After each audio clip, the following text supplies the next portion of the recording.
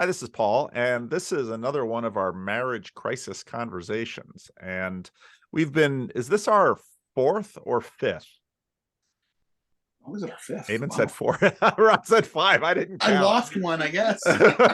This is our fifth conversation. And actually, just before I hit the record button, we were sort of talking about what we're doing with this. And maybe that's a good place to start because Eamon had written something and Rod had written something, and we haven't done one for a few months. And so what we have is an ongoing direct message group in Twitter that we go through. And so, well, someone just knocked at my door. So you guys take over. I gotta mute here. What do you think? You want me to start, or you want to start? Why don't you start, and then we'll riff. Okay. Yeah. What I said before we got on here. It's surprising to say, because I've been thinking about this for so long, and I've been kind of worried about the institution of marriage for a very long time. So it's strange to say that I'm actually getting more pessimistic, not less, as I sort of watch events unfold. And I sometimes describe myself as, I'm trying to have a healthy relationship with reality. So I first want to sort of, survey the landscape, at least as I see it. It's only one person's point of view, and my perspective is not it's not it's not so optimistic. And so I was trying to avoid being the one the pessimist, the doomsday perspective. And so I was kind of reluctant to once again sort of bring some kind of essay to the table that once again points out all the flaws of the institution. But you poked me a little bit, Eamon, this morning. so I did jot, and this is me jotting some things down, right? So this has not been subject to the wise editor. Let's see if I can find it quickly here. So yeah, and some of this sprung out of a conversation that I had yesterday. That's where I started it. I said, Paul, I was talking to our mutual friend Ken yesterday about the subject of marriage. He often says how much he wishes every church had a graveyard on the property. Maybe even like those quaint old English churchyards where you walk through the cemetery to reach the front door. A powerful reminder of the fleeting nature of life and the importance of a community bound together by timeless values. I have a similar idea that funeral processions should always be routed through the center of town, down the main street, past the tourists and shoppers, a way for a community to remind itself that it is first just that, a community. As we talked about marriage, Ken brought up the image of a married couple choosing their gravestones. Here lies so-and-so, devoted husband, etc. He called forth the image of a loving couple resting side by side for all eternity. Of course, we all know, at one level, there's only bones left under that mound of dirt, and if we're cremated, only ashes. But the image still holds our imagination. If funerals aren't for the dead, but for the living, maybe gravestones also serve a similar purpose. We think carefully about what we would write on our tombstone, kind of like our final pinned tweet. Why? We won't be around to see who, if anyone stops to read it. We won't see the cemetery fall into disrepair as the town budget gets squeezed. Why do we care about something like together for eternity or everlasting love? I often joke that I live my life as if I'm campaigning for a large funeral. It's a similar idea. Why would I care? I won't be around to enjoy it. I approach my friendships as if I'm recruiting pallbearers. Again, what difference does it make? I care because I know that right up until the day of my death, my life will be full of love, satisfying conversations, meaningful engagement, and people who would, at least at a minimum, take 2 hours out of their day to honor what we shared together. And just perhaps my contribution to the world might last at least slightly beyond my own horizon. So what does this have to do with marriage? There's something undeniable about the power of eternal love between two people. Even as our culture loses faith in the idea, its hold on our consciousness only grows. Why does our first love hold such a special place for so many of us? What is it that we seek? To be seen, to be known, to be loved completely and permanently. Now contrast that with the state of marriage, romance, dating, sex, etc. in today's culture. Perhaps another way of thinking about the marriage crisis is the glowing ideal I've just described seems so unrealistic and unattainable that most have abandoned it as hopelessly anachronistic. As we increasingly instrumentalize each other, seeking short-term advantages, using people for as long as it suits us, the gauzy, soft-focus images of everlasting love increasingly fade into the mist of some past cultural relic. Yet, despite the cynical posture that so many adopt publicly, how many people don't secretly wish there was someone out there who loved us completely? How many men would pass up the opportunity to be genuinely admired by a devoted woman? How many women don't deep down want a man who thinks she's the most beautiful woman in the world and will still think that when he's stroking her head on her deathbed? What can we do to reverse this trend? It's not like we're going to agree to eliminate divorce. Who would agree to be locked into an abusive or loveless situation, for example? And making divorce harder would seem to only reduce the incentive to marry in the first place. The only conclusion I can think of looks something like the way I started this, to gradually rebuild the cultural traditions around timeless love, mutual respect, honoring the dead, worthwhile sacrifice, etc. We need to restore the notion of an ideal, even if every one of us falls short of it. And to accomplish this, each of us must do our best to live up to the ideals we demand from others. We must strive to be personally admirable, to make worthy commitments, and to keep them, to realize we're always being watched, evaluated, and to model the timeless virtues to the best of our abilities. So there it is. Two things dropped to mind. I really like that, Rod. That's very, very well said. I did a video this week on Louise Perry's conversation with Rod Dreher. And Dreher ends that conversation basically suggesting Louise Perry wants to say it's clear we still want marriage and monogamy, and Dreher basically says, I don't know if we can have that without the religious underpinnings. And this has been a theme by Tom Holland. It sort of haunts Mary Harrington, Louise Perry. Louise Perry had a woman on her podcast recently, Sarah Herder, who apparently I'd never heard of her, but she was, oh, no, I lost it. She was, apparently she was had some atheist street cred. She's got 125,000 subs on Twitter. And so on one hand, she's sort of she's in the new atheist sphere, but the more they talk, she's now has a child, and for many people, childbirth, especially it seems for women, this boundary marker of childbirth is becoming transformative, that they simply see the world differently after they have a child. And so Sarah was saying things like, well, I don't know that we need religion. We just need community. I mean, in a sense, we need all of these values that you named here, Rod. And we know historically that all of those values have come to us and being reinforced and buttressed by religion.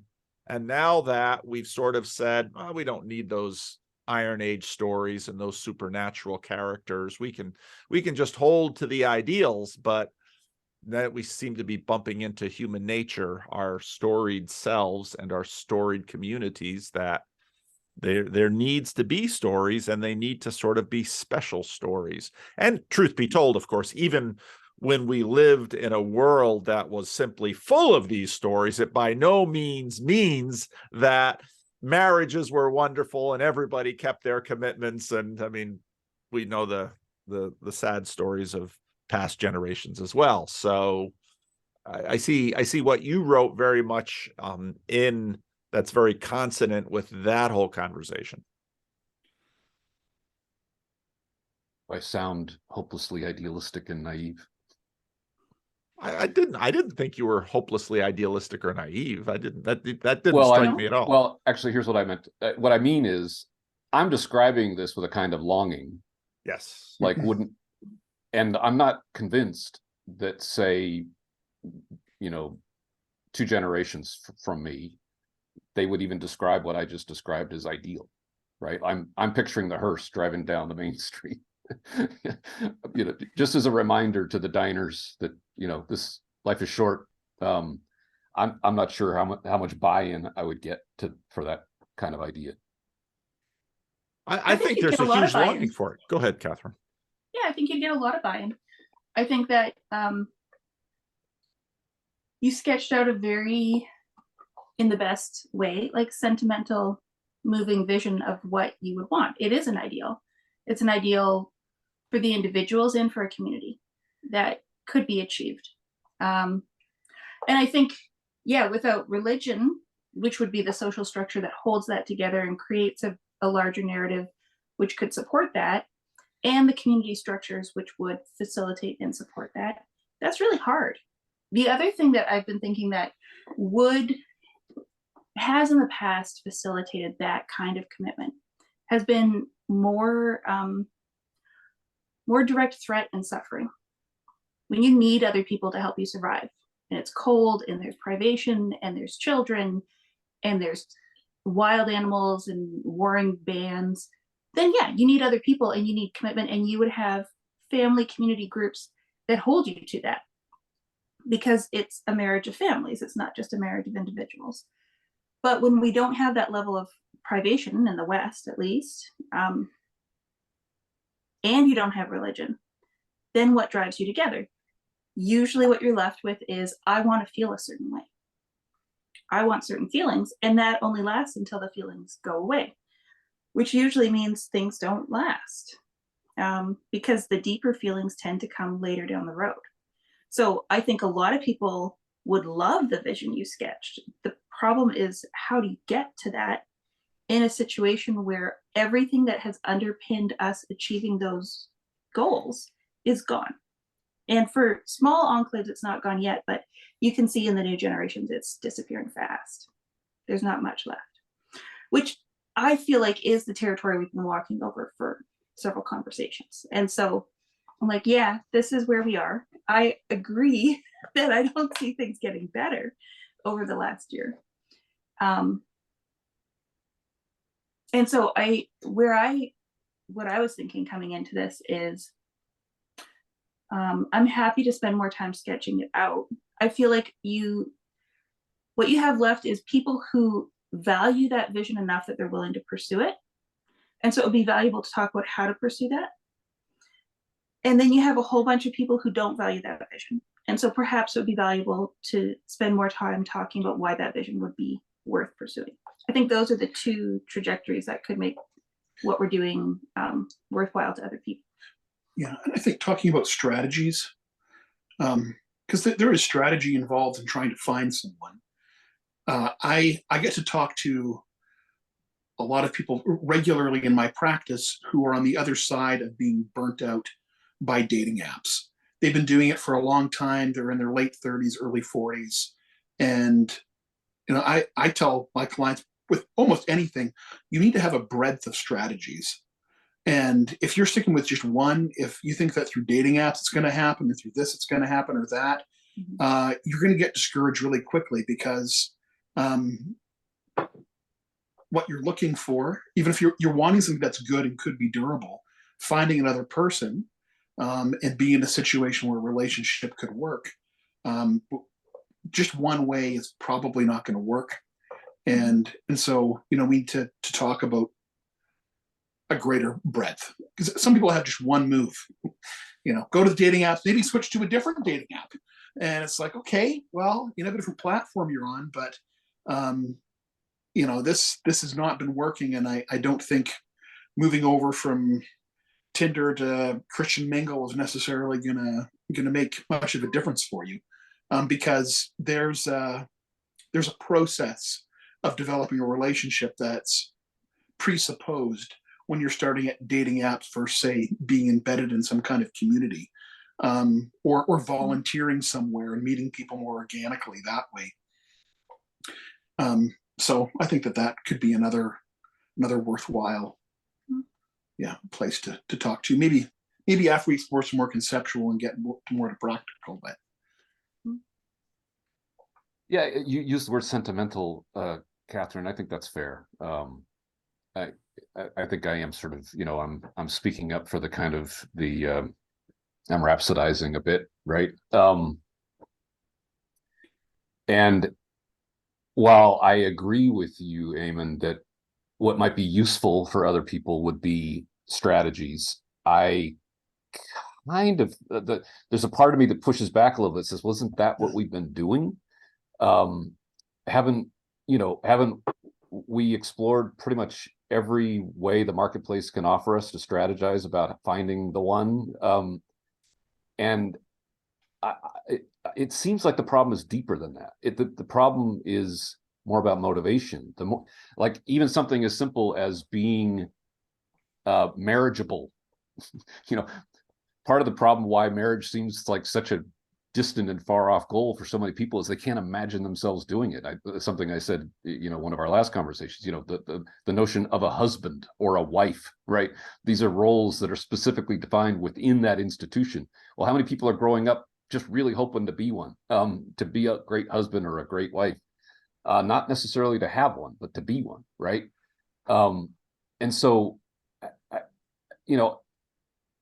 again, I'm risking sounding overly sentimental, but it seems like, the good news is that our when we're young, in particular, our bodies are coursing with hormones that are motivating us to do sometimes irrational things. But even the idea of young love or puppy love, right, is probably influenced by all sorts of other factors besides just, this is magically the one, right?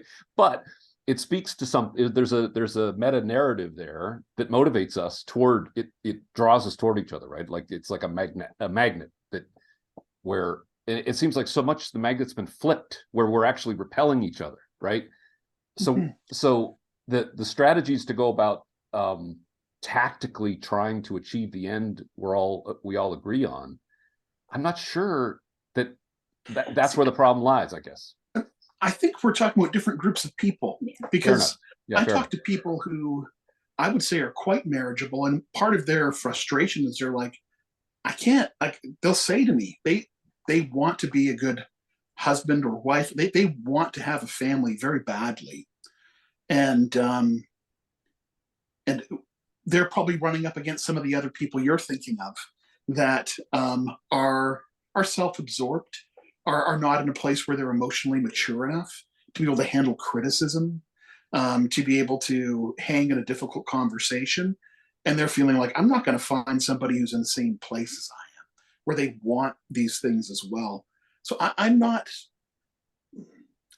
so optimistic that I think we're in a situation where, everyone wants to get together and we just need to find the right strategies and they'll find each other. I'm presupposing that there is a relatively small number of people who are ready for marriage and would like it, but they're having a hard time finding other people who are, in the same place as them, usually because they're in the spaces where that's not what the majority of people are looking for in the first place anyways. They're looking for a good time, and they don't know the strategies for finding people who are at a more serious, looking to the future kind of headspace. But I think that's a minority. And I think the practical part of me is interested in helping those people that are in the minority and maybe even a little bit older, where maybe kids aren't on the table for them anymore, but they would still like to have a marriage. And I am interested in trying to present a view of marriage that's inspiring, or maybe bring some people over to that to save them from a lot of pain and just foolishness that they're going to wake up from someday, hopefully. But I think that's a bigger goal. And I think with institutions, they tend to help people who are the majority of people, the people in the middle. When you're either in the place of privation, because I hear I get to work with a lot of low income people. I hear from them a lot that they want marriage very badly, and are having a difficult time finding people. And I also talk to people who are from solid backgrounds, usually religious, that are looking for it as well. And then there's this big group in between that's not really in either of those categories. And I think for the most part, it's the lack of institutions is hurting them, in the sense that they have no vision for it and no enclave that they're interacting with regularly, that's either saying, get out there and find someone, or it's pushing them to say, I need to get out of this because I'm so miserable here. And I need a relationship. I want to create a family because I need to get out. And I've tried all the other stuff. I don't want it. So I don't know if that helps. Yeah. Well, as I said, contextualize a little more. Yeah.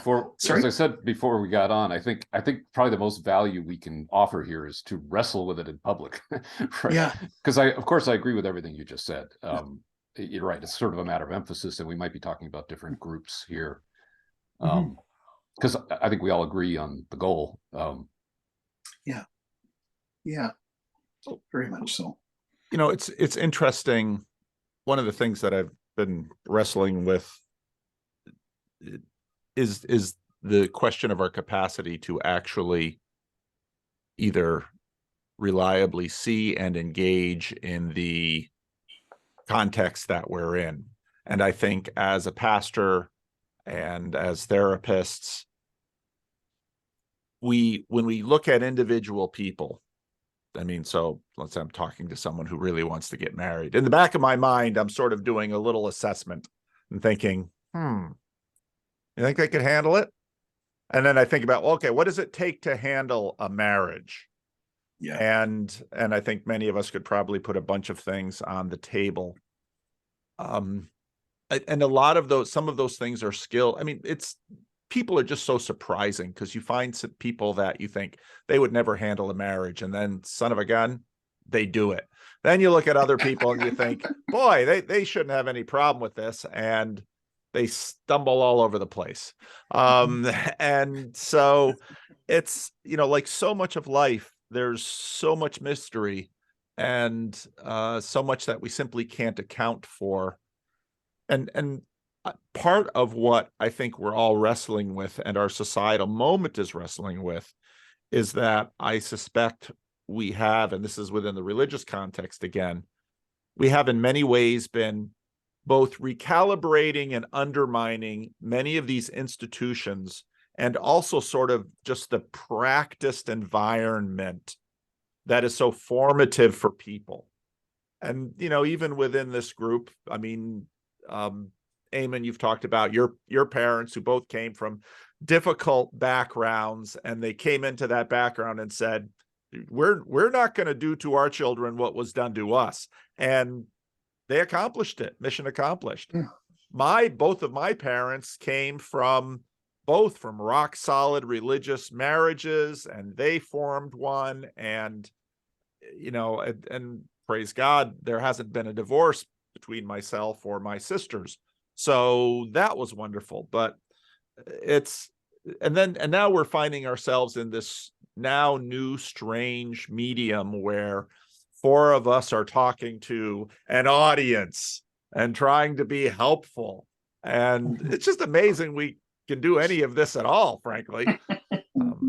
But there's just a lot going on. So we should probably be a little kind to ourselves. A distinction that just came to mind, actually, that might be useful here is the misalignment between when you talked about, you didn't think motivation was necessarily the issue for a lot of the people you're trying to help, right? And I can absolutely see that. And I was sort of emphasizing that, right?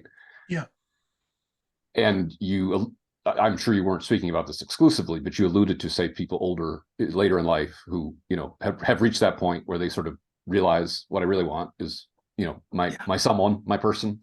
And I'm not saying this is always the case, but I do think that there is a significant kind of misalignment there where by the time you realize, hey, this is really what I wish I had, you are no longer, you know, the pickings are slim, right?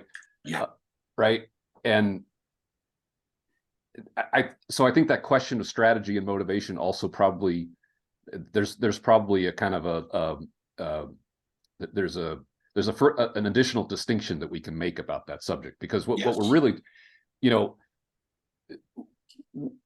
we all came out of an environment where marriage was the default, right? And if you go back a few more generations, well, obviously, right? But we're old enough and we grew up in traditions where it was pretty much the default. I mean, divorce existed by the time I was growing up, and lots of parents of other kids were divorcing, but they at least started by getting married, right? So default implies you're not really making a choice. You're just doing what you do, right? And as I said, Paul, when we were talking recently, I said, you know, it's easy for us to forget that most of us are here because of, you know, moments of passion and irrational choices being made without much thought of the consequences, right?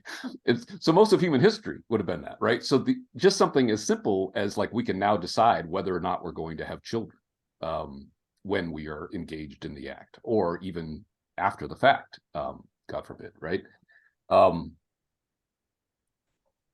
So marriage, what we've done, and I described it as kind of like an acid on this deconstruction across every institution, where we'll say, well, hang on a second, and we're discovering how easy it is to criticize. Critique is just so easy, right? And I'm trying to make sure I don't fall into that trap, even in our conversations, right? And so, but it acts like this acid on every choice we've made, right? Because, well, on the other hand, but you know, I have to consider, yes, but then there's, you know, there, right? There's, as you say, this is the thesis, the antithesis, right? And if you approach something like marriage as if it's a choice, well, it's an entirely different thing you're talking about now, right? If it's not just something, and if you think about how most of us arrived on the planet, for most of human history, we would have been nested. First of all, there have been many siblings, right? In most cases, there would be many cousins. That most of the people you knew would have been either kin or near kin or distant kin, right? And even if you weren't actually related to them directly, you might as well have been, in terms of the sort of cultural overlay that you were all bounded by, right? And so what you ended up doing for a living, who you ended up marrying, all these things would have been pretty well prescribed for you, right? You would have picked among the available, right? And whatever notions we might have today about that special someone, right? That probably wasn't really the consideration for most of the history of the institution, right? So now it's this other thing. I sometimes joke, like 150 years ago, what would have made a good man, right? It'd be like, well, you know, he's God-fearing, hardworking, faithful, you know, well, you know, maybe didn't drink too much. I don't know, right? Pretty short list, right? Now he's got to, you know, have like, you know, his passport has to be up to date. He's got to know the difference between a Chardonnay and a Chablis, right? There's all these, there's this long list of criteria of what would make a good man. And of course, few live up to it, right? So like, once it's no longer the default, once it's this kind of luxury item that we all aspire to, it's a very different thing. That's where I think class comes in. You know, to what Kathryn was saying at the outset about suffering and difficulty. I still hear basically those same things from women, for sure. I hear a lot of women tell me, from, you know, more difficult contexts, he has a job, and he's had this job for like 6 years, and he doesn't drink too much, and he loves his mom, and he treats his sisters well, and if he's God-fearing, great. They don't maybe care about that as much, but those other things, they're still the same. And from the men I hear, she's faithful, I can trust her, and she's good with kids, and you know what, she treats me well. And if she can cook. And if she can cook, yeah. So those things, it's like, if depending on what class you're in, I think it hasn't really changed that much for people who are in, maybe not in the upper class. I hear those same things that you mentioned for back in the olden days. And often those people don't live in large cities either. It's true, they don't. They're not on No, YouTube. and I hear that I mean, they know one another's families more. They know the neighborhood more. I talk to people who they haven't gone further than 300 kilometers from their home in their life, and so their world is much smaller that way, and yet much more textured and deeper, because they have that history there, where there's knowledge about who people are that you don't get when you're transient and you travel around a lot. I accept the sort of class frame you're putting on it, although I think I would say we're not necessarily just talking about the elites in the big cities. I think in some ways what you're describing is also a kind of niche, right? That there's this broad middle where they're just having so much trouble finding each other, that class, while useful as a sort of analytical device, may not be the most useful. Because I agree with you, like, and to the point Kathryn made when we started, is like, yeah, in privation, you lean a lot harder on other people, and you're going to feel much more acutely the need for another person, just to take on life's burdens with. So in some sense, this is a function of modernity and wealth and progress, and right. But you're not necessarily, in some ways, the elites are doing a better job of marriage than the broad middle. They still seem to value the institution. So would you say that the elite are doing a better job, or they're just getting married more often and divorcing and moving on to another marriage? Yeah, you're right. Yeah, absolutely. I'm not sure you'll get me to say anything nice about the elite. Well, my sense is that with the broad middle, the major factors against marriage are, one, women driving towards careers, not super interested in being moms young in life. They want to establish themselves first. We have a big push in schools, at least all the schools I went to, where everybody needs to be a high-end professional. So everyone's trying to be a lawyer or a doctor or an accountant. There's not a lot of people saying, sign me up to be a mechanic, sign me up to be a plumber. So you've got these extended educations. You have women searching to finish their education, get established, then get into motherhood. So now they're older. Then you have men who often, when I talk to them, would like to get married in their mid-20s to early 30s, somewhere in there. A lot of the marriageable women are not interested because they're busy finishing up their careers. The younger women who are interested in marriage feel like they're too young because they're like 19, 20. So they feel like, well, that's a little creepy because that's like, 8 years younger than me. I don't know. I don't even really want to fish in that pool because that just seems creepy. Or you've got older women who, that's a weird dynamic for a lot of people. I don't know if as a 25-year-old man, I want to marry a 35-year-old woman who's ready and established and now interested. That doesn't make me feel like I'm the man of the house. I don't really want that. And so I think that we have cultural lifestyle trajectories that have been reinforced in several generations since childhood. And that's why I said maybe we just shift the conversation to those people who are interested. What are some practical things to do? Because how do you turn around something that is in full force right now culturally? Yeah. For the people who are here now, not necessarily 2 generations from now, but like right now. Well, it's like the people who are most impacted by Mary Harrington a couple months ago in a conversation, I think on trigonometry, talking about how there's been a move more in the white collar world to make men and women interchangeable. Mm-hmm. And so, that making men and women interchangeable has, I think, it's messed up the timing and the goals of men and women. So they're misaligned, and those who are not as affected by that are in a better place as a result.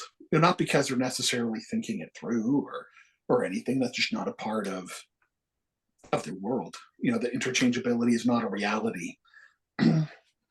Yeah, and I guess that is kind of the heart of the difference between the approaches we haven't talked in a couple months and what we've been thinking about, and probably makes for a more interesting conversation, actually, if we can muddle through, is that maybe in a very quixotic way, I want to stand thwart this trend and say, stop, turn around, right? Like, so I'm actually audacious enough to think that maybe we might be able to say something that will at least change a few minds about what you just described, right? Which is, why would you even think about getting married until you have all these other pieces in place first? And it makes me think of something on the same conversation that I referred to, because my friend, he has 3 young adult sons, and so I've referred to him before, and they're at that point where this is very much a topic of top concern. And one of the things that you notice, and I kind of said this right out of the gate in our first conversation, is one of the first things I observed was just how impressive women are today. Just remarkable how many women are coming through this whole process, and they're poised and conscientious and smart and knowledgeable, and they've traveled, and you sit across from them, and oftentimes they're just remarkably impressive as human beings, kind of across many dimensions, right? And you can tell that they have been formed this way, right? That going all the way back to their earliest experiences in school, this kind of self-presentation, right? You learn public speaking, and you learn how to have self-confidence, and you learn to, you develop many skills and many life experiences and so forth, right? And the interesting thing is, it maps so perfectly onto the traits that many girls and women have naturally, which is, to sort of take these cues and go all the way with them, right? So like Jordan Peterson would talk about, they end up as, they make partner in the law firm, and then what do they want now? They want to get married and start a family. And what we were talking about in this conversation is, impressive when you're sitting across from that as a man is not necessarily the thing you're looking for in a date, right? Mm-hmm. So the very thing that gets you the second interview or the job offer or the admitted to the elite graduate school or whatever is actually not the thing that moves a man's heart when he's right. And so to some extent, I don't know what to say next after I say that, because everything I say next I'm wading into very deep waters. It's like, well, what are you asking for, Rod? Right? Like, what does a man want? Right? Go ahead. I think it's very safe as the next thing to say is the skill set to be a good employee or a good entrepreneur or a good professional is a very different skill set from being a good wife and a good mother. There you go. And so if you cultivate one skill set and then expect that set of skills can be transferred over from one realm to another, you're going to be caught up short. I know on Bridges, I'm meeting one of the, I guess I won't say who it is in case she doesn't want to be called out, but one of our sort of frequent posters has said that she felt very off guard because she developed herself well. She's extremely talented, extremely skilled, became a mom and found out that none of those skills helped her out as a mom. And she felt very turned upside down. Like, she had worked on herself. She had good character. She'd done all the things. And it turned out she wasn't ready for this other aspect of life. And I don't think that we have a very naively optimistic line that we give kids because we think it'll help them. And then we just keep repeating it and parroting it all through university, which is, if you achieve, if you go for it, you can get it and it'll be the best, and reach for the stars. and do it by working in these very specific academic, career-oriented ways. And if you can just keep driving that way, everything that is good will be laid at your feet. And it doesn't translate. In that same conversation, my friend said one of his big sort of cognitive dissonances as a boy, adolescent, the reason he became so disenchanted with school was because he was going to church where they were saying that pride, goeth before the fall, that pride was one of the deadly sins and so forth, right? And he would go to school and he would be told pride is the very thing you should be amplifying. You should be proud of this or proud of that. You should do things to make yourself proud.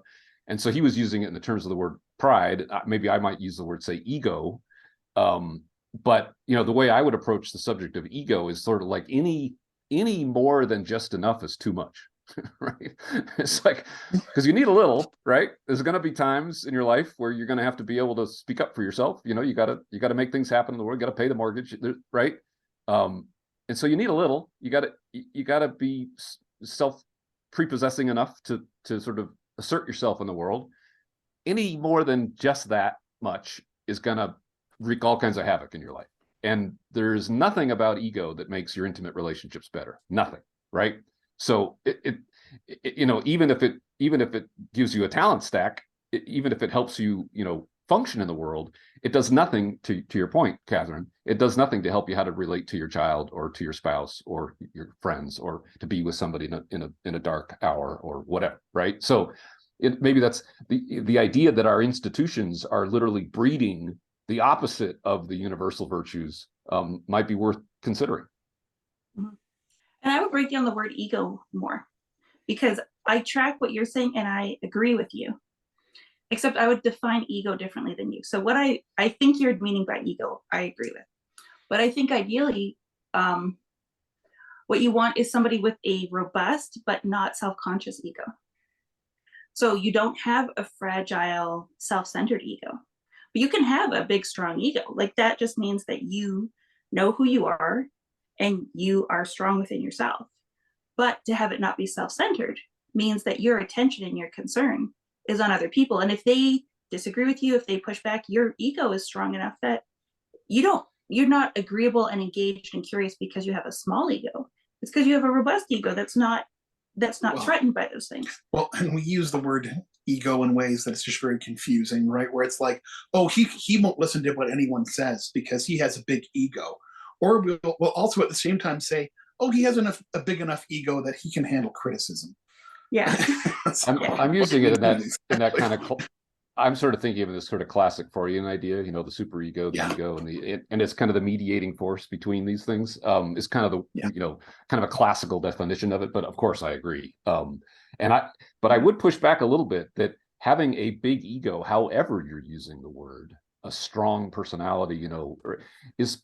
I think my heuristic probably still holds. I'm not sure that helps you in your personal life, right? Like it might help you in lots of other dimensions of life, but I'm not sure it helps you relate to your spouse or your children. Okay, so you're talking to someone with a big ego. So well, I take it all back then. That's what I was Yeah, thinking take it when all Ron, back. I think, we're going to hear more from Kathryn on this. Yeah. Never mind. I think so. Big, obviously we're talking about something that's intangible, right? So by big, we're talking it's large, it's powerful, it's robust, right? It's big. But I think the focus should be on what is it attending to? Is it an ego that is sensitive to other people? In like, I don't want to be hurt by you, I care about how you see me? Or is it, because essentially that middle part that navigates between the two, what is it attentive to? Now, if that part is strong, but the focus of it is, I want to hear you, I want to play with you, I want to engage with you, I want to serve you, there's no problem with that interacting well as a spouse. Well, and that's the other part is dare the you to ego disagree. Within the ego exists, underneath the superego as well. And I think we've had a strange stretch in history where we've tried to destroy the superego completely and let the ego just run free.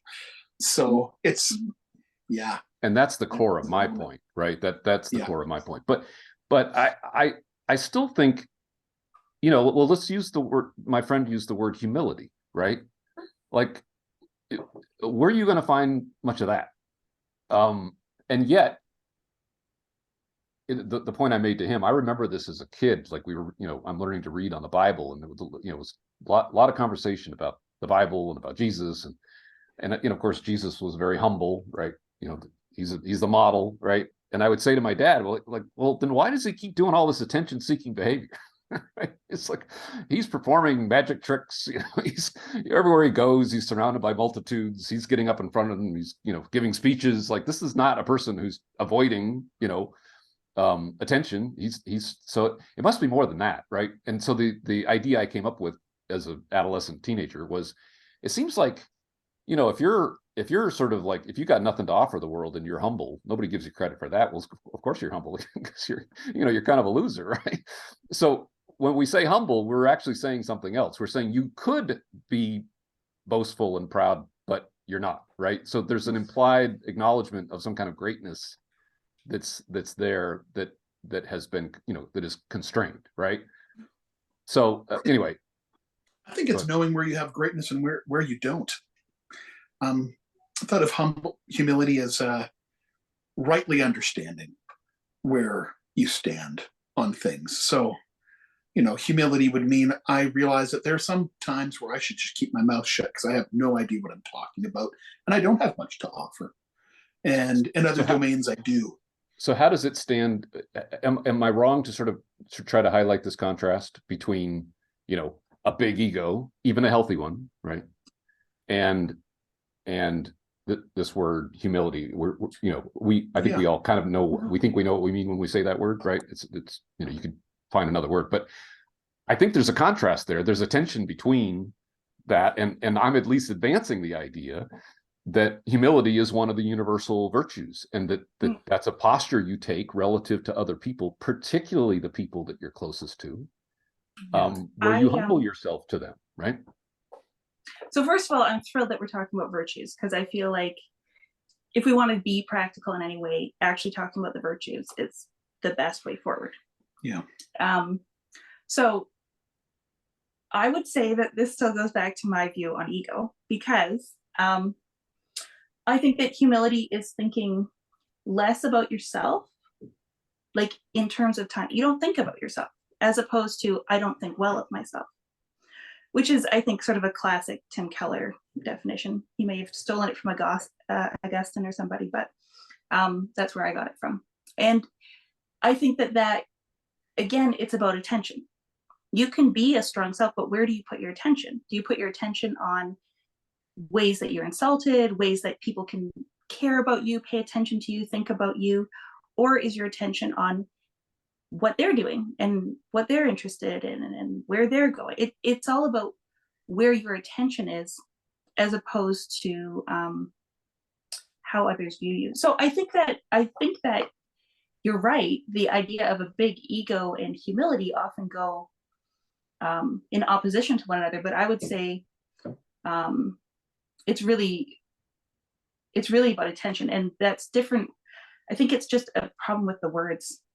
You know what I mean? Yeah, well, 5 conversations in, I'm pretty confident that whatever you're doing is working pretty well for you. So if you describe yourself as having a big ego, then whatever version of it that you're describing, I'll endorse. Well, I kind of want to draw us. I kind of want to draw us back. Virtues are lovely to talk about. This is a video about the marriage crisis, and I will certainly concede that cultivating and obtaining virtue is key to be marriageable and to be successful in marriage. I think all of us would agree with that.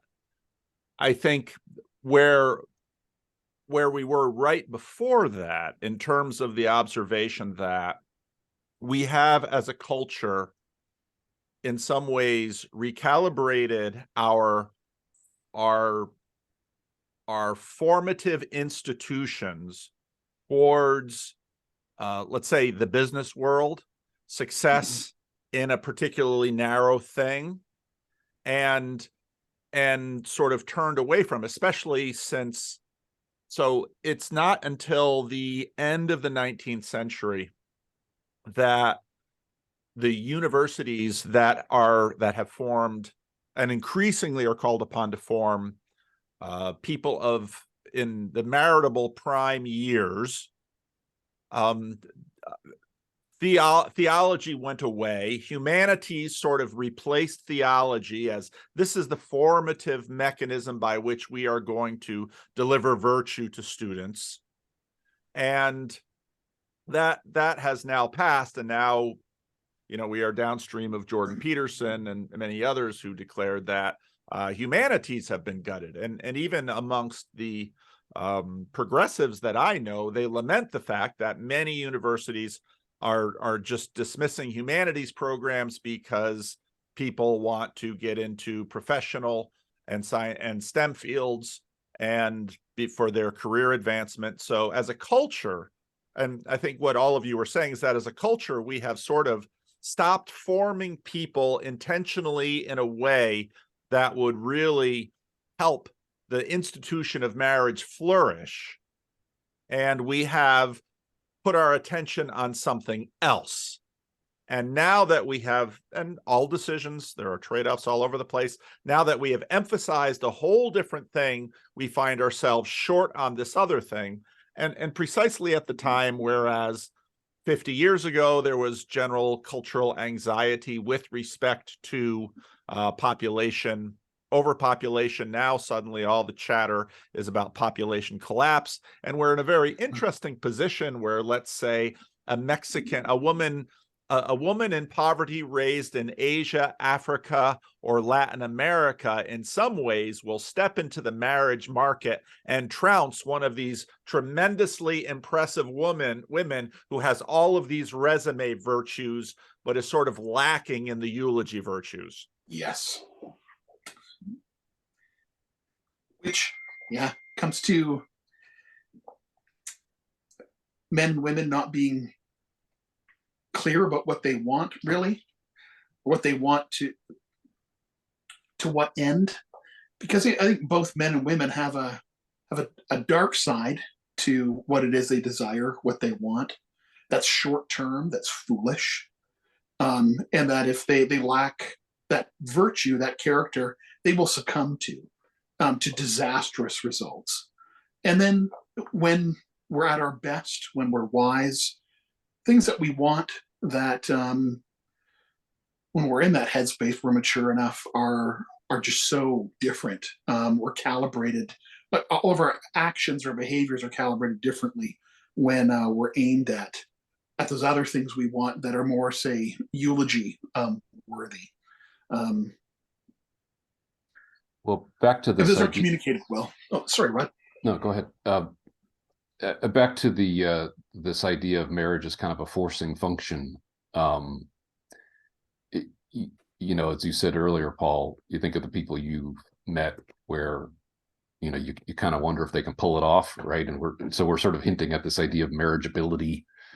Well, most marriages in most of our history, you're 20 years old, you're 18, you're 23,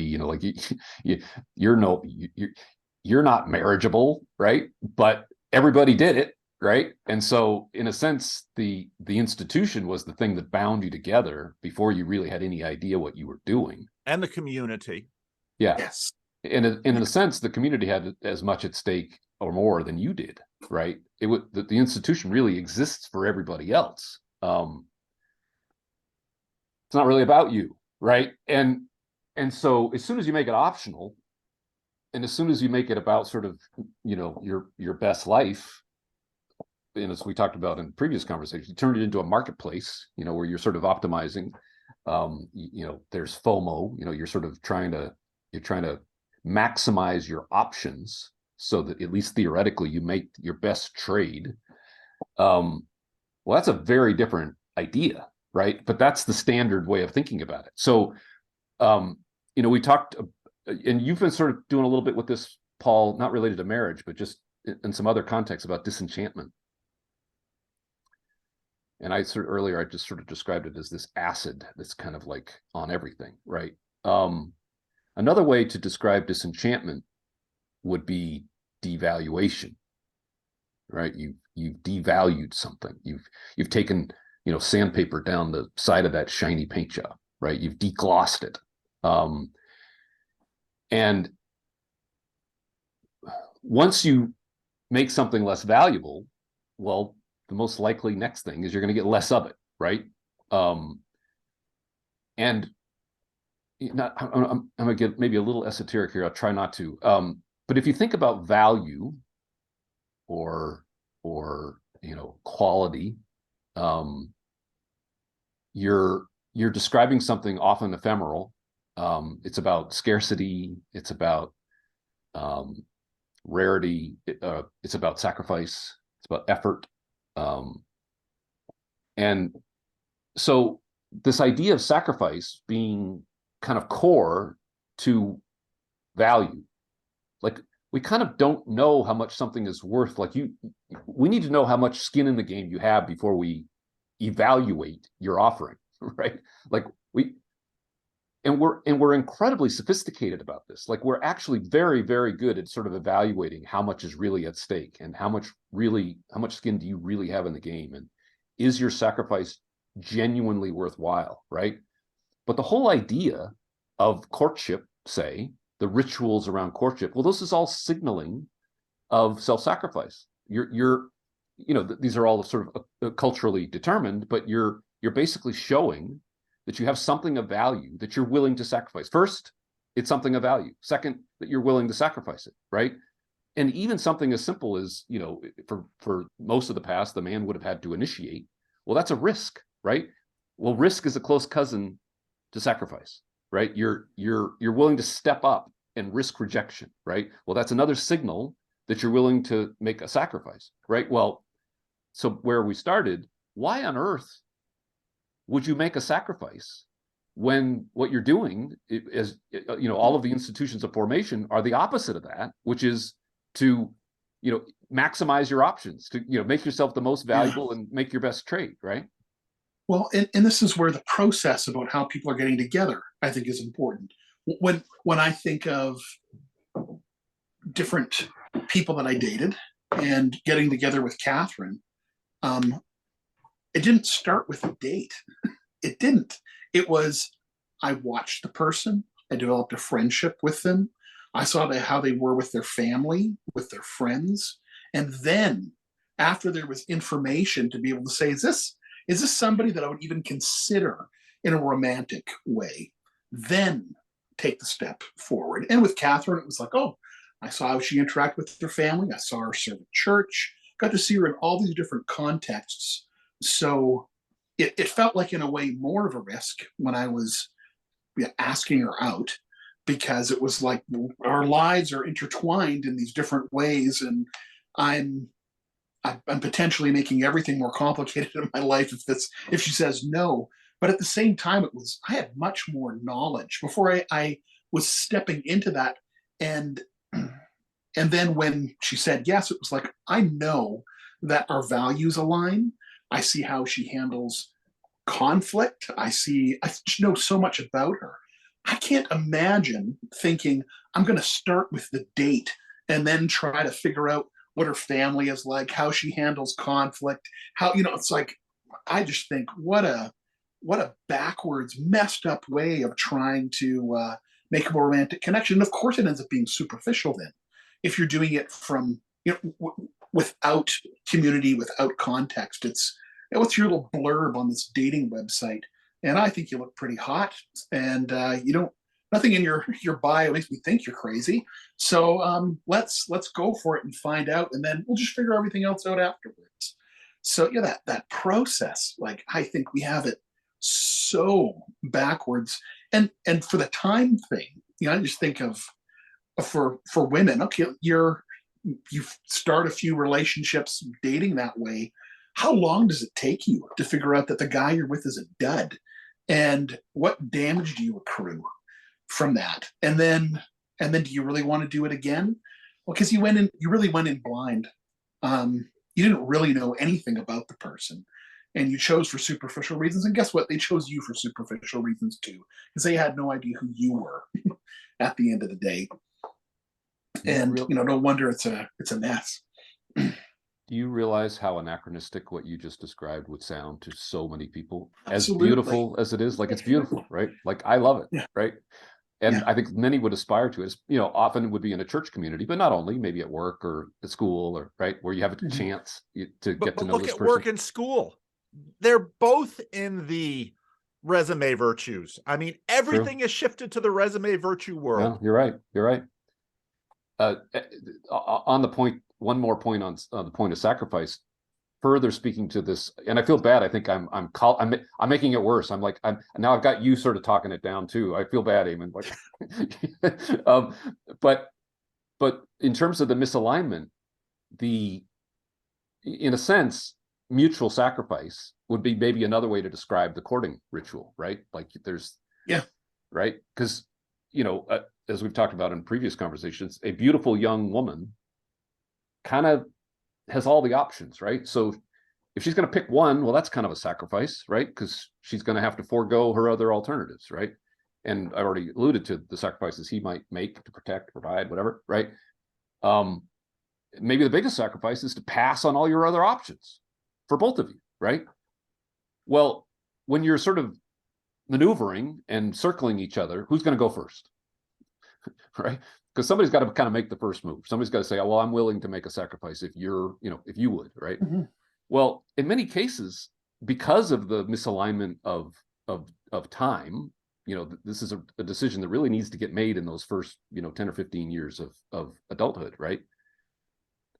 Well, the very people who would be most benefit from making the first move, being and showing overtly a willingness to sacrifice, are the very people who have never been doing. They're doing better than they've ever done, right? Life is as good as it's ever been to be a young woman entering the world today, in almost every domain, right? And we're going to say to them, yeah, I know that's all very appealing, but really, you know, don't do it. Make what seems like an unreasonable sacrifice early so that you get the benefits later, right? And of course, as I said earlier in other conversations, even those who are oriented that way, who are actually out there dating, trying to find a husband and so forth, where are the husbands, right? So one of the sort of most predictable trends that you could say about the moment we find ourselves in is watch the trend, the growing age gap difference between of marriages.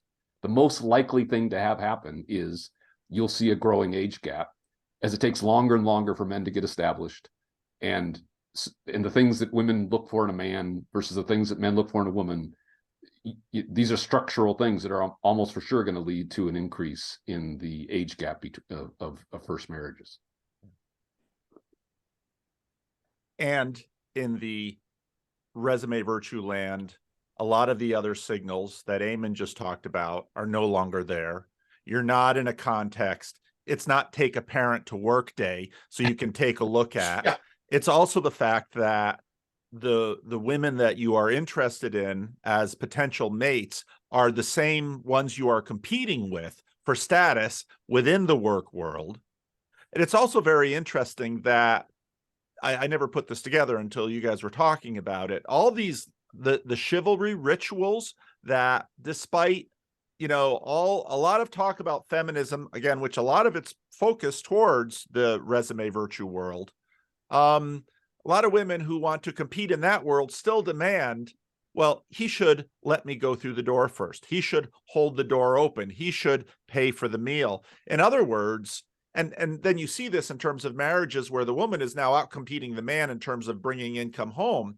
Yet the demand still is that he needs to continue to sacrifice for me because that shows my value.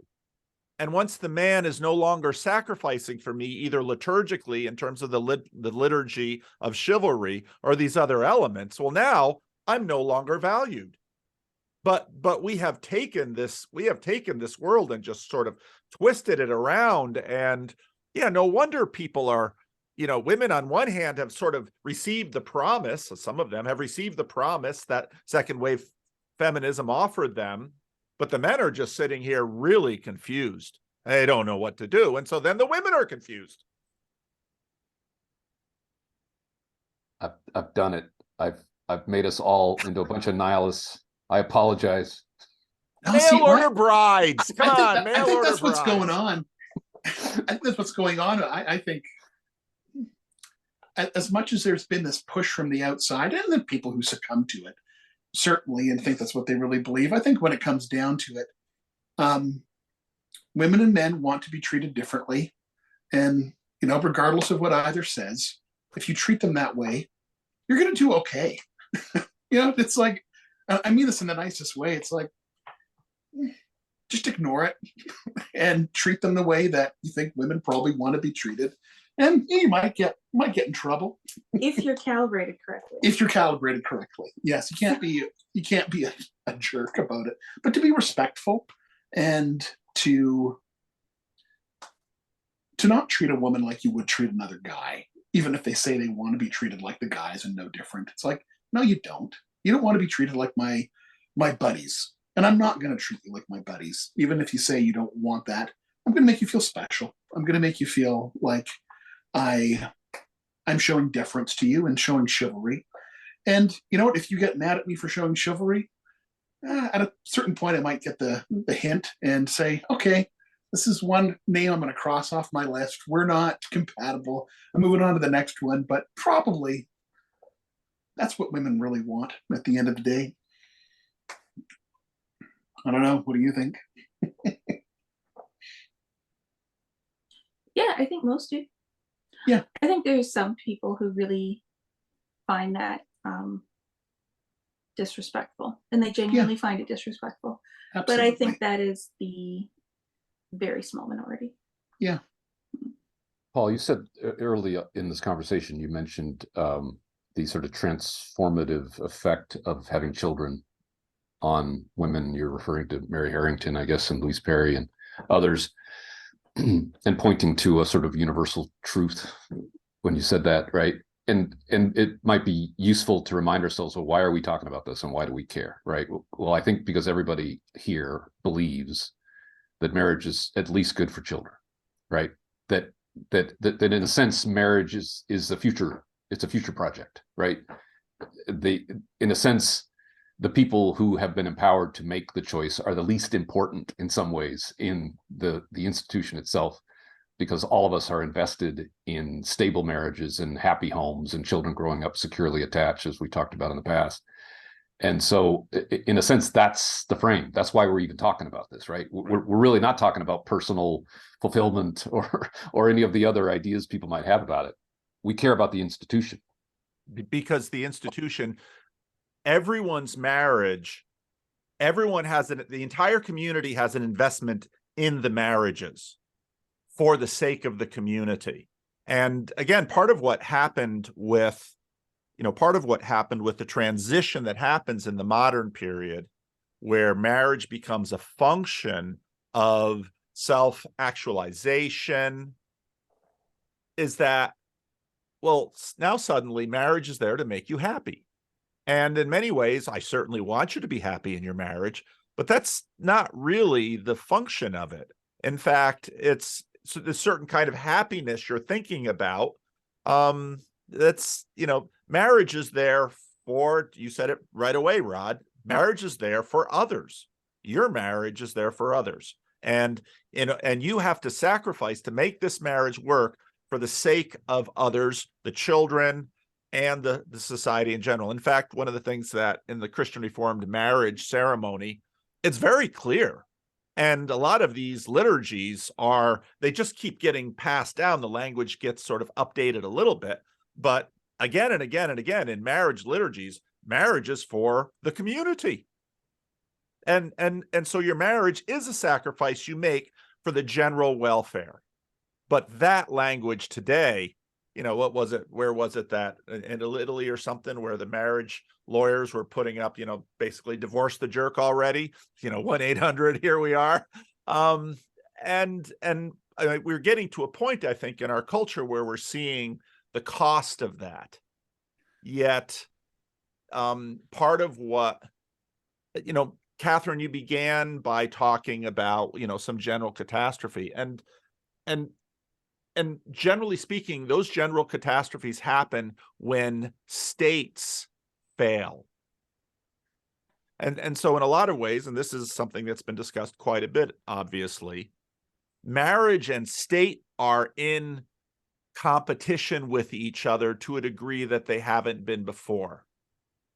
And, you know, we haven't talked politics, partly because I don't generally like talking a lot of politics on my channel, but the state is a factor in this. And now we've had a number of successive administrations in the United States that never got a lot of press, but you would often hear the George W. Bush administration, the Barack Obama administration. You would hear two men who ostensibly have been successful in marriage. You know, well, society has to do something to strengthen marriages. Now, of course, Donald Trump would be a rather unusual exemplar of this, let's say, but this is, you know, this is a reality that in many ways the complete move towards resume virtues is very much in function with the state. And I think I think this is a blind side that states are like, well, you know, because suddenly what do you actually need to have a healthy state? So there's a lot that's connected in here. Mm-hmm. Go ahead, Kathryn. One of the things I was thinking when you and Eamon were going back and forth, Rod, is that even though it's true that marriage requires sacrifice, like you said, in all kinds of ways, little sacrifices, I think part of what's harmful is the framing of it as sacrifice, which I think we do in the church, and we also do as a broader culture. And I think that is an element of it. But when that's the dominant frame, how do you not get people looking at it sideways? And I think that we would be much better off, and this feeds into what you were saying about kids, if we thought of and spoke of marriage as potential. Like, it's not, yeah, everything's a sacrifice, but the point isn't, oh, the old ball and chain, and now we're tying ourselves down and cutting off all beauty and life from our world. And the reality is that within a marriage, you create the space for something to be, which couldn't be anywhere else. And I think part of the problem is we don't see marriage as a developmental stage in people as people. We don't understand that when you become married, you become a whole new, it's a new thing. It's not like dating on steroids. It's not like you're two single people just going along together and then at some point you might divert paths. For a proper marriage, you change who you are in a fundamental way, and you become something new that you can't be on your own or in a not 100% committed relationship, which is why some modern marriages aren't real marriages, because they aren't actually fully committed and they hold themselves back and they don't reach that real union because they don't unite themselves with one another. So I think that understanding marriage as a developmental stage, which then leads to the next developmental stage of parenthood, or sometimes it comes afterwards, but it should be tied together. And that then you create a family unit, and through all of those things, you become what you could not become otherwise. And you must give yourself over to become something new. And that is a good thing, and that is a beautiful thing. And it is a natural part of human development that until science came along to interrupt, most people, unless they died young, would have participated in. And that there is joy to be found in there that you cannot anticipate from the outside. I think until that is a more dominant frame instead of the frame of sacrifice, although sacrifice is needed every time. But if we said, oh, the poor caterpillar dies and all you're left with is this butterfly and it can never be a beetle and it can't be a caterpillar anymore, you kind of lose the plot, because everyone knows that the butterfly is beautiful and the point is to reach the final stage of maturity. Two things. One, remaining single it requires sacrifice actually as well. It's not like, oh, as long as you stay in this state, you're not missing out on anything. It's like, yeah, you are. You absolutely are. And no matter what state you're in, there's always trade-offs in that. For those who don't get married, there is a different developmental path. Mhm. And you don't just stay the same. You don't stay living as a 25-year-old playing video games and with Cheeto dust on your fingers. And when you're 50 and 60, hopefully you're maturing as a single man or woman as well. And those pathways just aren't really discussed. Again, to what Paul's saying, right? It's like we talk about career progression, but do we talk about progression as a member of a community? Not really. And to connecting, Rod, what you were saying about death, and Kathryn, this was probably back in February or March when you sent that clip of Seth Rogen. It's like, I think he's made the point that, Seth Rogen's talking about raising children because he's saying how terrible it would be and how free he is and how he doesn't have to, get up with crying babies, and how his friends are so miserable with their kids, that he's not thinking about his future at all. He's thinking about the now, not imagining what it's like to be a 70 or 80-year-old man, and what life is like without any. And maybe this is where we reverse the tide. I keep talking about the lost forcing function, right? We're not going to get that back. It's unlikely that we draft legislation forcing people to get married, enforce monogamy, or banning no-fault divorce, or any number of other things. That's not going to happen, and none of us would want it to.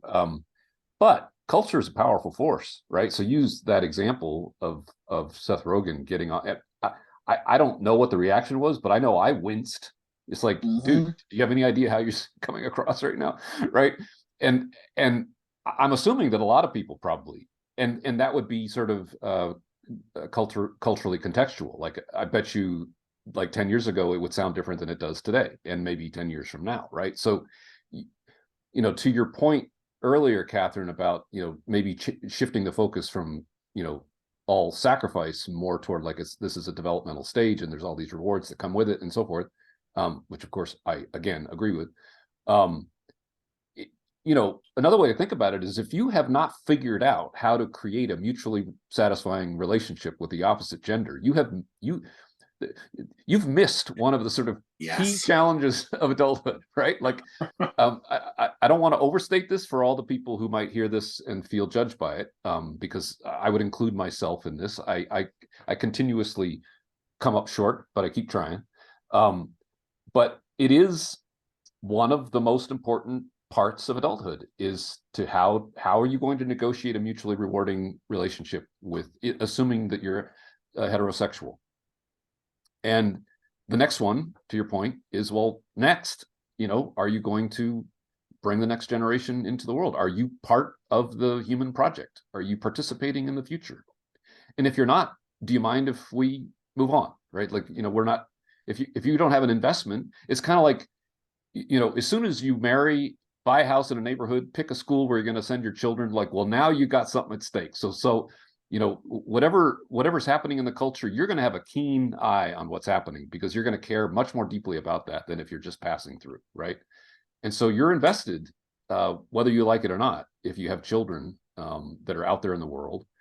And so, in a sense, one way to think about that is that's kind of the ultimate accomplishment. And if you're going to make a prediction about where we might be headed that isn't quite so doomsday, is you could see a world where we kind of just very mentally just tick off, like, well, are you married? Do you have children? Or, right? And if you don't, we're going to say, well, we may not say it. It may be just implicit, and we may be kind about it, but we're probably also going to discount a person who has not figured out a way to do that. And so you could see culturally the shift coming, where because of its rarity, the people who pull it off are going to be people who actually, it's kind of like the people with 3% mortgages right now. It's like part of the reason why there's no housing stock available is because the people have 3% mortgages. They can't afford to move. It's like the ultimate status symbol. It's like, yeah, I locked in my mortgage at 3%.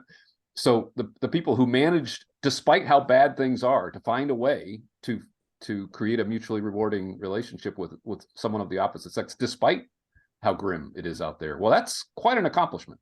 And so you could see a scenario where culturally we actually make the pivot and we're like, you know what, those are the people we should be listening to. Well, so Louise Perry, her YouTube channel is Matron, Mother, Matriarch. I don't think we have, and maybe don't even dare list the 3 positions of a man. Is he gonna graduate to patriarch? I think he should. And then also, this is where we sort of run into this egalitarian society where, even though we all know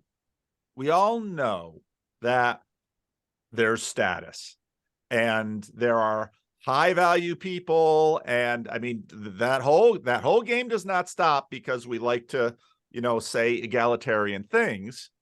We are stuck in something with ideals. And I think especially I found her name is Sarah Heider, and I put the link in the chat, and I'll try to remember to put it in the notes below. But if in fact, especially for the atheists that say, no, we don't need any of these religious institutions with all of that other stuff that Brett Weinstein says is all going to have to be sorted out. All right, you're going to throw all that away. You're probably going to have to reassert maiden, mother, matriarch, and Suitor-Father-Patriarch. I don't have the alliteration yet, but you're probably going to have to instantiate this as the ideal formational path for men to follow in the culture. And I think you're exactly right, Rod, that one of the things that hopefully a young man will learn in his 20s is, again, Piaget needs to keep going. So you're going to have to learn, you learn how to get along with the other boys. Great. You learn how to live with your sisters. Great. You learn how to live with your cousins. Great. Again, family size is a function of this as well. Okay, now you're going to have to get to a place where you're going to have to be able to engage in romantic, productive romantic relationships. And then, of course, once you've been married, then suddenly she's no longer the maiden you are trying to woo. Now she is the mother you are trying to negotiate with. And that's a very different thing. And then, of course, now I'm passing now to my mother is getting to the matriarch phase. My mother's been there for a while. My wife is moving to the matriarch phase as the children are all out of the house, and I'm moving to the patriarch phase. And, I've mentioned this before. My wife and I in marriage counseling, talking to a wise old ready to retire therapist. And she told us, she said very openly, she said, there's lots of books on parenting for little children, for school-age children, for teenagers. There's basically nothing for being a patriarch and a matriarch. Yes. And partly because as a culture, we've said, no, women must remain hot their whole life long. And we'll celebrate, former models for looking awesome at 60. Well, good for you, fine.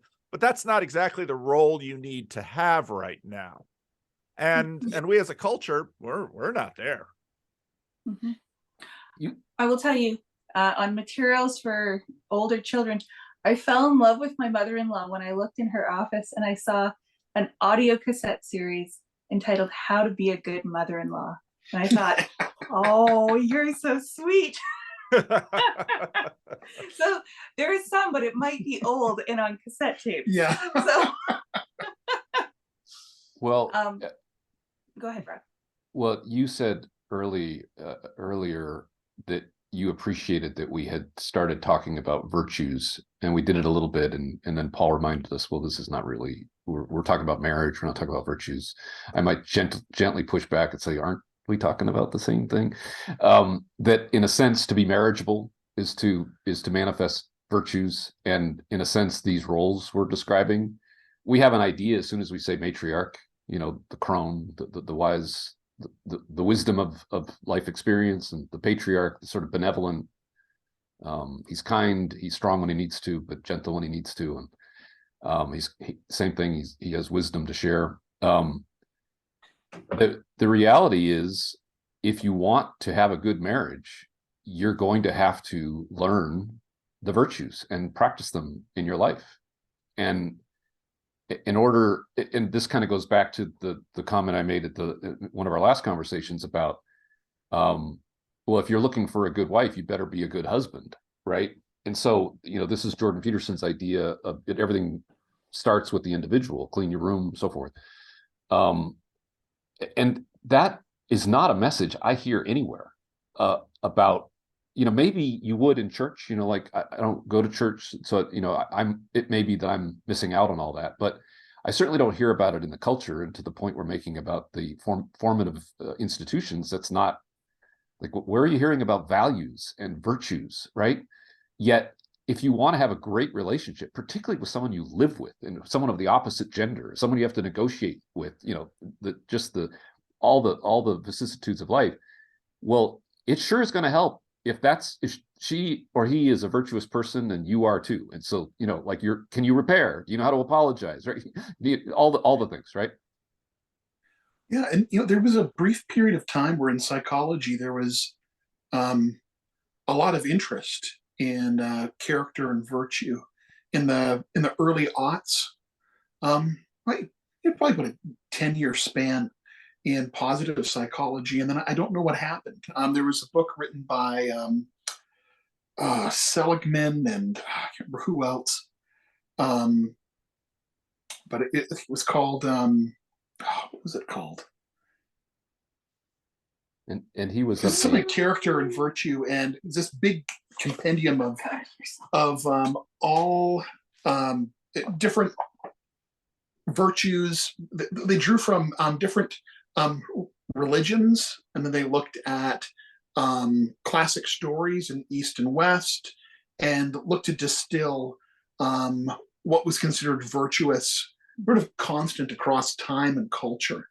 And I think it's like an 800-page book. Each section's on a different virtue or character trait, and then they talked about how would you develop them, and I don't know what happened with that interest and that surge in research that was there. I think positive psychology, in a lot of ways, to my mind, my experience is it's just sort of faded away, and I don't know the reasons for that, but there was an energy towards that end. I think realizing there was a vacuum in looking for a scientific grounding, I think, for why character strengths and virtues, a handbook and classification is the name of it, by Christopher Peterson and Martin Seligman. But they did some really interesting work, and it's sad to me that there's not something like that being developed further, for those who are not going to church or not part of a religious community. But there is some research out there and interest in why those virtues are adaptive and good, and how they relate to one another. Yeah, I don't know what happened. Part of what's interesting about virtue is that they so often are smuggled. They're smuggled into people in stories. They're smuggled into people in both both watching virtuous and foolish people. The book of Proverbs Proverbs were a big vehicle for wisdom, and continue to be. And this again goes back to one of the things I heard recently about population collapse. One person was saying, as soon as you begin to, it's so funny how a lot of these trends just tend to go like this or like this. And the more you start losing virtue, the faster, in a sense, you can slide into loss of virtue. We see this as individuals. We see it in groups. And of course, even churches. So I think part of the reason that whole thing stopped, because I remember the talk. And in schools for a while, then schools, of course, they couldn't teach religion in American public schools. So they're going to teach virtues. So then they put up like virtuous words on the wall, and, you maybe have Aesop's fables or something like that. So they do a lot of that stuff. And for the most part, it was just kind of like, and yeah. even Sunday school curriculum, as the mainline church was sort of getting more and more pluralistic, because there's this there's this tension with pluralism there. And even a project like that says, well, we can't just have Christian virtues because that's, hopelessly, captive to the West. We need to have universal virtues. And so it's going to be deeply pluralistic. Well, there's really very little pluralistic about any given story, because any given story is by definition situated. And so I think part of the reason that whole thing sort of flopped, including Sunday school materials that were all going to be about virtue, a lot of people just said, no, we just have to go back to teaching Bible stories, because the kids loved the Bible stories. I mean, listen to Tom Holland say, I loved going to Sunday school until, the whole dinosaur debacle with the Sunday school teacher, because the stories were great. And so the kid learned virtue. And so now I think in many ways it's through movies and story that we tend to have the virtue transmission. Well, and one of the things that's really wonderfully nice about marriage and parenting is that often the development of the virtues is driven by love instead of driven by necessity of cultural demand. Because the other path forward for personal development is monasticism, right? Like if you're going to be a single person, traditionally, historically, in various cultures, the way forward is to be a monk if you're going to live without marriage. But that is almost universally recognized as the harder path, because as a spouse or as a parent, yeah, you have to develop patience and temperance and self-control and kindness and gentleness. But usually it helps to develop those things because you have the empathy and the attachment and the care for your spouse and the child. So it is dependent on virtues to be good, but it also builds the virtues as you go. And so it's this nice positive feedback loop. Like a virtuous cycle, yeah. Yeah. Well, which was some of the failing of the book I'm mentioning, is that it looks at it in terms of what was adaptive rather than it being driven by love. And I remember I've enjoyed the great courses on Audible, and there's one of them that's on heroes. And often you have discussion then about virtue as well. And I think in the earlier lectures, the author, I can't remember his name. He has a great Scottish accent, so he was fun to listen to.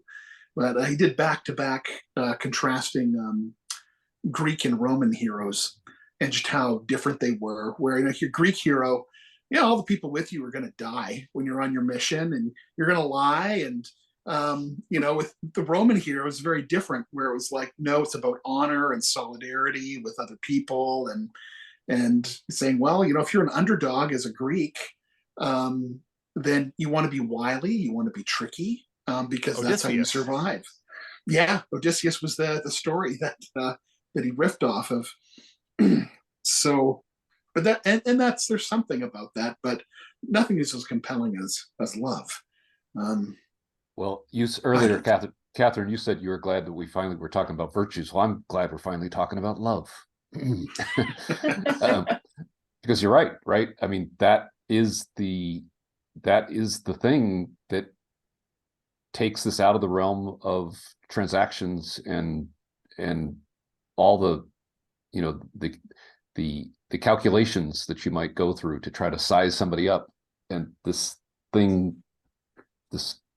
elusive thing called love, and in a sense, that's why I started where I did, because that's what I'm really worried about, is that we are losing the capacity to love and to, I'll say things like create mutually rewarding, relationships with the opposite sex, right?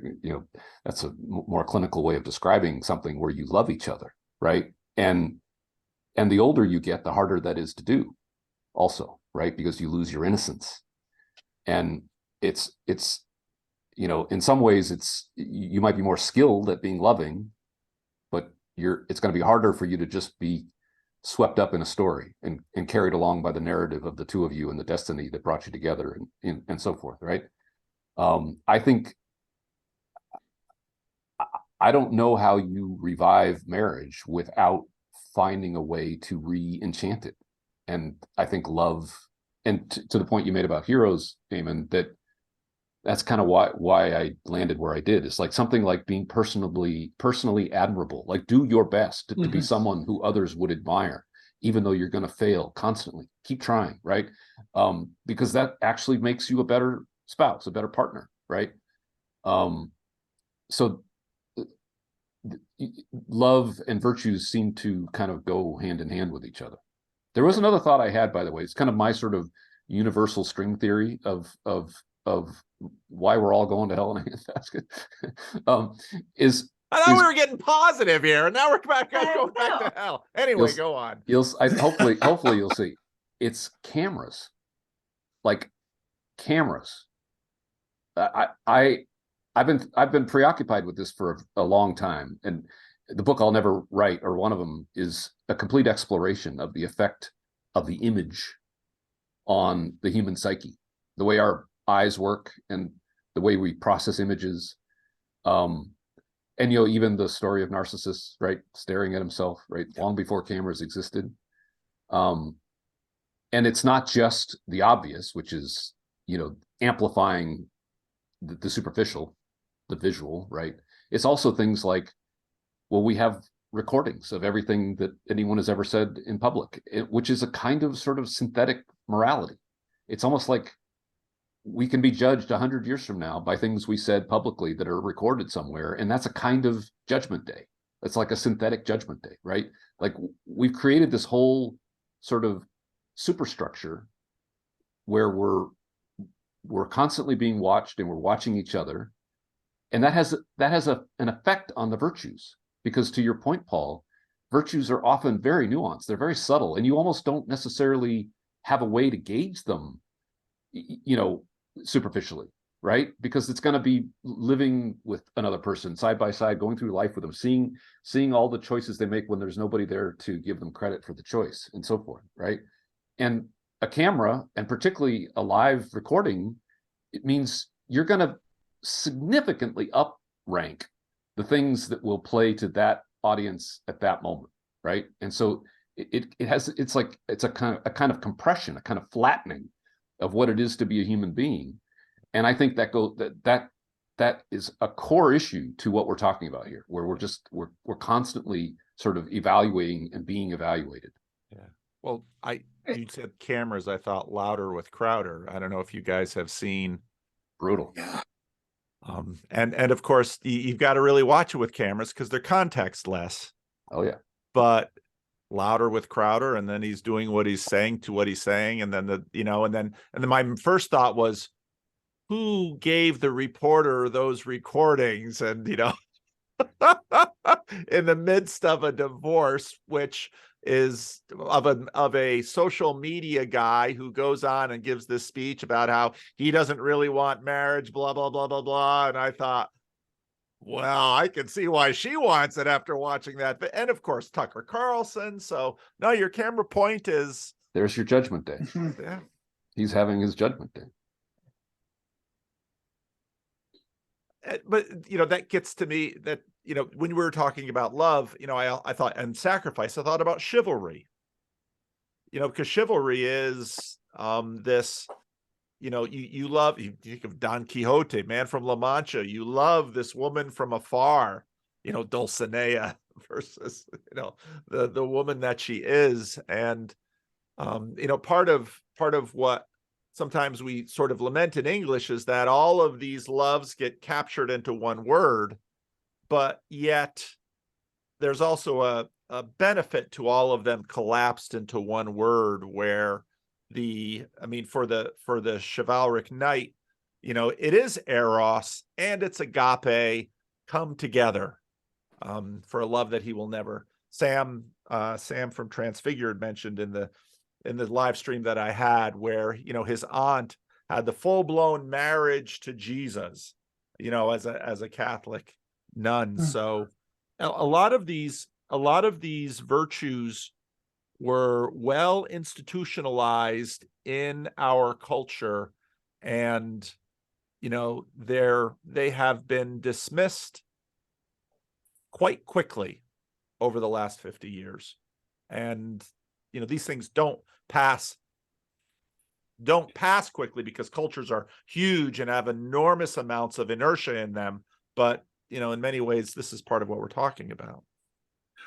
Just it's why where we place our attention is so important, and why, you know, I think it's helpful to look at what the threats are and how things are falling apart. You have to keep an eye on that, or else you don't know what's going on. But to also keep an eye to what's working and where there are successes. And I think one of the advantages of there being more awareness about trauma is that people talk about it more. You hear more talk about domestic violence than you did before. You hear more about toxic relationships and the types of people who are narcissistic and controlling. And there's certainly value in that. But I get the sense that's almost the only thing we talk about now. It's everyone's looking for, and I think trauma-informed care is necessary, but we've put so much focus on it as an overcorrective that it's like, well, what is a healthy relationship? Who's doing well? And it affects the imagination of people to the point where they can only imagine being in a relationship where they're going to be abused, where they're going to be hurt, and they don't know what they're looking for. And I think that's going back to my earlier point. I think a lot of men and women don't know what they want when they're young, which is why it's so helpful to have older people around you to say, to save you from your foolishness and be like, no, you think you want that, but you don't. And that's what Proverbs is kind of about as well. It's like, yeah, she looks good, buddy, but you know, death is waiting on the other side of that. So, you know, be aware of the wise path. But we're only getting half the picture. And there are successful marriages out there. There are wonderful stories of people, maybe they've gone through hell as a couple, but they have come out the other side. And there has been redemption. But we don't hear those stories. I think that's been pushed from our imagination out of a hypervigilance. You know, there's a shift in therapy where, you know, you would debrief a traumatic event, and it used to be that, you know, you have something terrible happen in the community or something terrible happen where you know, a police force, everyone sees a shooting, it's awful, and they would get everyone together and say, okay, now everyone, let's talk about your experience of what happened. And they would debrief and share. And what they found out is that people were much, much worse off because they just traumatized each other by hearing the same event that they were traumatized, but from, you know, 10 or 15 different people from different angles, adding details into it. And you realize, you know what, it's probably better if we have you apart and you can share generally how you were affected by it, but the details really, you share that with your therapist so that you're not spreading this trauma around. And I feel like that's what we're doing on a societal level, is we're still doing the old style of debriefing, and everyone's traumatizing each other, and it's resulting in a hopelessness, a despair, a fear of commitment, addiction, all the things that come with being isolated, because we don't do well. We're not made to be isolated, but we're pushing people towards isolation by bringing that front and center. And I think there's a miscalculation in not talking about trauma-informed care in a way that we're thoughtful about the possible implications if we're not careful about how we do that. Which is why when I want to put front and center in a non-Pollyannish way the beauty of marriage and the successes that are there, and what is going right, because I don't think there's not many stories like that in the imagination of most people. I was amazed, speaking of that video, I was amazed at how many in the comments were rationalizing.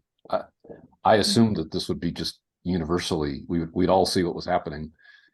And it was amazing how many people were chiming in, essentially explaining it away, and why it was justified, to your point about abuse and trauma and how normalized it's become. To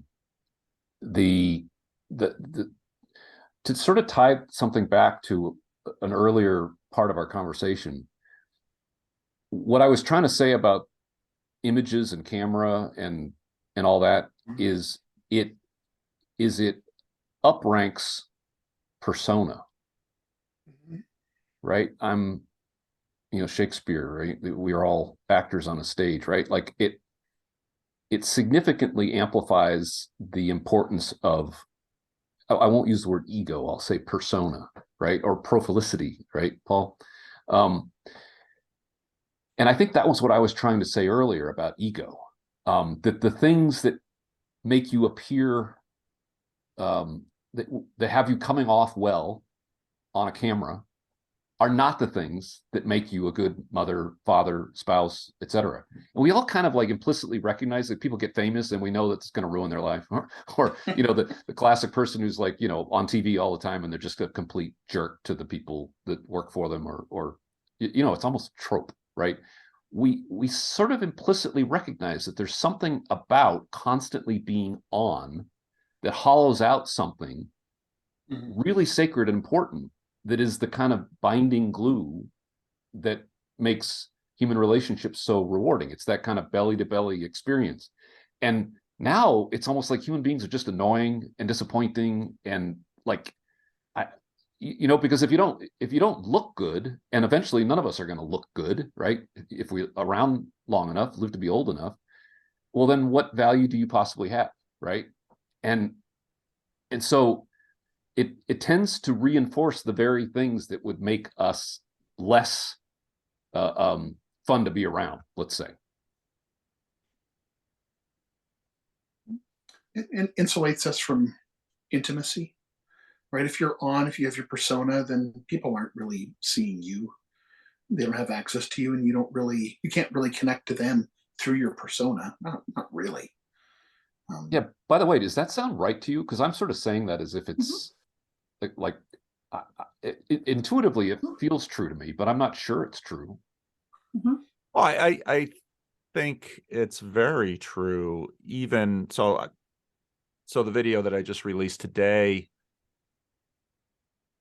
thinking through the agent arena relationship and how this has just proliferated, and where I got a lot of critique of Hans-Georg Mueller, I think his prophilicity concept is really quite important, because one of the videos that I didn't make today, he has right before it I thought a really good video on McLuhan and the rear view mirror, which I hadn't known anything about. And I really wanted to do that today, but we're doing a parking lot and I've got all kinds of things happening.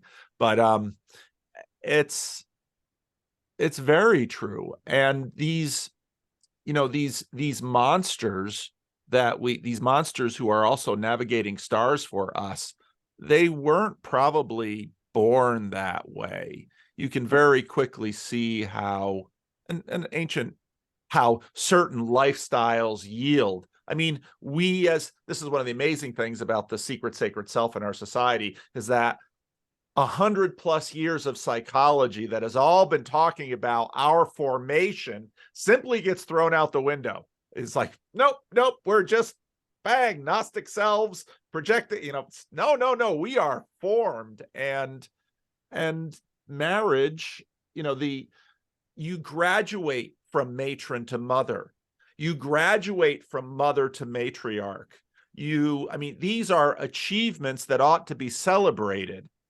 And society as a whole should be encouraging and supporting and facilitating and helping individuals to pass through these stages of progression. And as a society, we've just kind of said, get rich. Yeah. As if one of the part of the reason Jesus says what he says about wealth is difficult. I deal with homeless people. One of my homeless guys, he gets a fair amount of money, but he could easily live on the money he gets from the government every month. And he's just flat out, I'm terrible with money. And yeah, he is. Peterson again says money's hard to handle. And so the Bible says, on one hand, riches can be a signal of God's favor, but they can also be an enormous temptation, because who can manage the power and wealth that you have well towards what? Towards the flourishing of society and others. Yes. Eamon and Kathryn, you came into this with some thoughts about what you hoped we would talk about. And I got to tell you, I got to land the plane in 10 or 15 minutes here. So Okay, I just Cool. want to make sure that we gave that some oxygen if we Yep. haven't yet, right? Because you wanted to give us some optimistic notes and some ideas and some strategies, and you know, if we don't talk again, we should leave on a something positive note.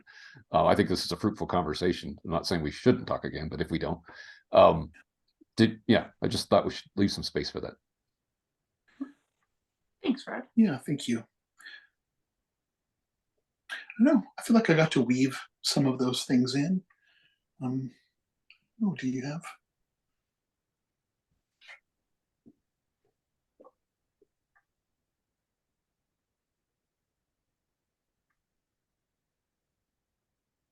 I feel like we spent a lot of time talking about the structural reasons why, and maybe the framework reasons why. I don't feel like we've talked a lot about maybe for people who are in relationships, how to build those things toward a marriage, or the patterns and how to cultivate good patterns within yourself or your relationship. And maybe these conversations aren't the place to do that. But I think I don't want to squish that into 5 or 10 minutes at the end. I feel like really fleshing out how that could be useful. But maybe you just link some YouTube videos Paul knows that he always sends people off to go watch or something. It's good enough. I'm sure the content exists somewhere. Well, 'cause I think we both have experience with couples who are they're struggling to connect, and you know, I talk a lot to them about intention and about rituals of connection and about, there's a lot there. But yeah, I agree with you where trying to compress it in might be too much. And I think it would be valuable, maybe not so much like a list of tips, but the three of us, or between the four of us, 3 marriages represented here. And I think it would be useful to talk about, like, how do you manage to balance the complexity of relationship with individual goals? How has it been navigating in-laws and through time? You know, Rod, you're newly married, but you've had other relationships that have lasted for long. And I think that discussing those kinds of dynamics would be really helpful for people in relationships, or people who want to be in them, but are like, I don't even know what that would look like because I've just seen it in the movies. Yeah, so we, even in just our own marriage, we've experienced living near family for about half of it, and then the other half being way far away, where you see family once or twice a year, and you know, experiencing that dislocation from being grounded. And it wasn't impossible. There was, you know, we were still able to flourish as a couple, but it looked really differently. And I know that those are the things I'm paying attention to as a therapist. You know, it's like, it's not just your marriage. Who's around you? What's your community like? Who do you talk to when you're having a difficult time? And people have some idea about what to do, but you know, a lot don't. And that's all, you know, buried within the idiosyncrasies of their own relationships, but certainly patterns emerge from that. You're not totally left with, well, each marriage is its own thing, and you know, you can't dare speak about marriages in general. It's like, well, no, you can to an extent. You get subgroups, break them down, and there are patterns there, and I think people are. I'm not thinking that we have all the answers at all. I think that if anything, we have something to say, only because the transmission of wisdom between generations has been generally so poor that even if you have a meager offering, you know, it's like in the dark, you're going to see a 2-watt bulb. So it's kind of like that. But you know, sometimes a 2-watt bulb is better than stumbling around in the dark. So, well, it depends if it's LED or incandescent. So, well, true. and you point to something which would be really valuable, which is also so personal, right? Like the way you negotiate that, and what you really think about some of the choices you make or the compromises you make. I mean, even in front of your own spouse, never mind in front of, in-laws or the world, right? It's that is where the juice really is, in the particulars, and it's also probably the hardest part in some ways. Mhm. Well, I think we have to land the plane. I've got to go talk to parking lot guys. I've got to walk home because I didn't take my car here, and I got to drive. And I got all this stuff I got to do. But I certainly wanted to do this conversation today. But then I want us to have more conversations. I find Me these too. conversations very helpful. I enjoy them a lot. I just like talking to you guys. It's fun. Yeah, that's true too. Any closing comments or final thoughts before I end the recording?